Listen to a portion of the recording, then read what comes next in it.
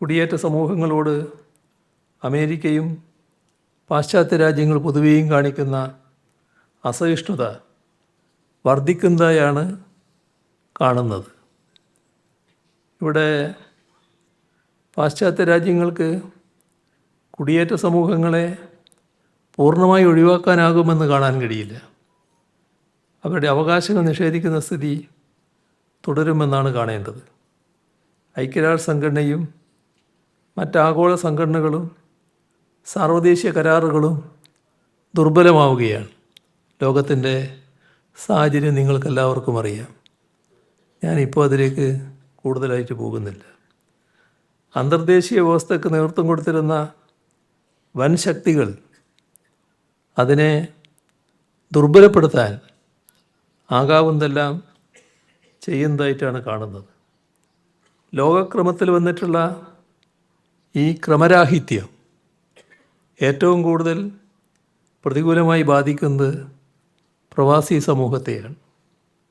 പ്രവാസികളോടുള്ള സമീപനത്തിൽ മാറ്റം വരുന്നു എന്നതും കാണേണ്ടതായിട്ടുണ്ട്.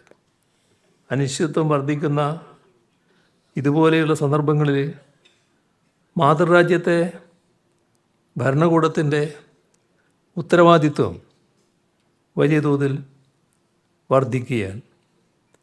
പ്രവാസി സമൂഹത്തെ ചേർത്ത് പിടിക്കാൻ, പ്രശ്നങ്ങളിൽ പ്രവാസി സമൂഹത്തോടൊപ്പം നിൽക്കാൻ രാജ്യത്തിന് കഴിയേണ്ടതുണ്ട്. ആ ഒരു കടമയാണ് നമ്മുടെ സംസ്ഥാനത്തിന് പരിമിതികൾ ഒട്ടേറെയുണ്ട് എങ്കിലും നിർവഹിക്കാൻ ശ്രമിക്കുന്നത്. നമ്മുടെ പ്രവാസി സമൂഹം വിവിധ രാജ്യങ്ങളിൽ ഇപ്പോൾ ജോലിയെടുക്കുന്നവരാണ്. ആതിഥേയ രാജ്യങ്ങൾ പല രീതിയിൽ പ്രവാസി സമൂഹത്തെ സമീപിക്കുന്നുണ്ട്. എല്ലാ തരത്തിലും നല്ല സമീപനം സ്വീകരിക്കുന്ന ഒട്ടേറെ രാഷ്ട്രങ്ങളുണ്ട്.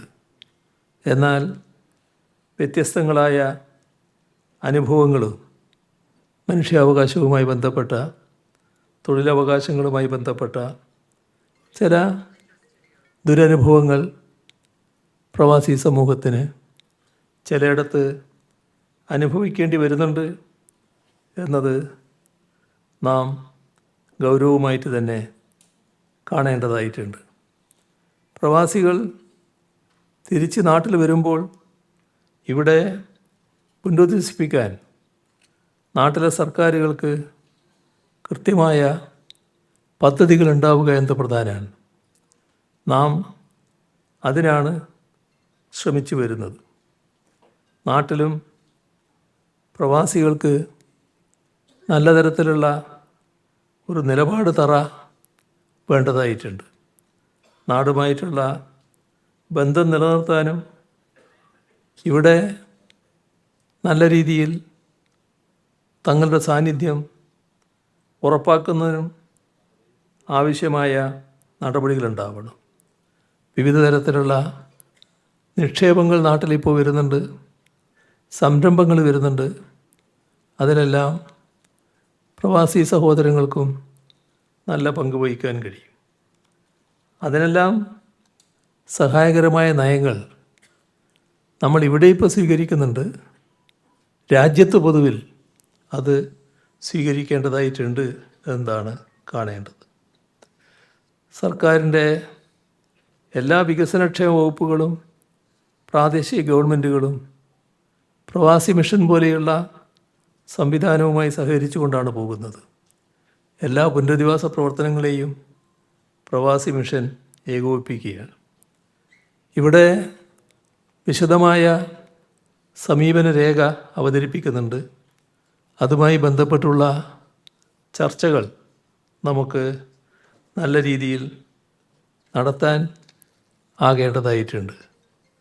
ഞാൻ വളരെ കൂടുതൽ കാര്യങ്ങളിലേക്ക് ഈ ഘട്ടത്തിൽ കടക്കുന്നില്ല. ഇന്നലത്തെ പൊതുസമ്മേളനത്തിലെത്തിയവരാണ് ധാരാളം പേർ ഇവിടെയുള്ളത്.